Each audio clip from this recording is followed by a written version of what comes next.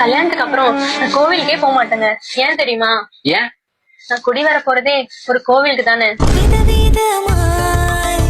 இவ்வளவு நாள் என் வீடு இருட்டாவே இருந்துச்சு. ஏன் தெரியுமா? ஏன்? நீ வந்து விளக்கேத்துன்னு அப்படிங்கிறக்காக தான். இனிமே நான் தங்க நகைக்கே ஆசைப்பட மாட்டேங்க. ஏன் தெரியுமா? ஏன்? தங்கமான புருஷனா நீங்களே கிடைக்க போறீங்கல்ல, அதான். நான் இது வரைக்கும் தாஜ்மஹால் நேர்ல பார்த்தது இல்லை. இனிமே நேர்ல பார்க்கணும்னு அவசியம் இல்லை. ஏன் தெரியுமா? ஏன்? ஏன்னா நான் தாஜ்மஹால் கூடவே வாழ போறேன்ல. நான் லவ் பண்ண பையனை கூட பிரேக்கப் பண்ணிட்டேன். ஏன் தெரியுமா? ஏன்?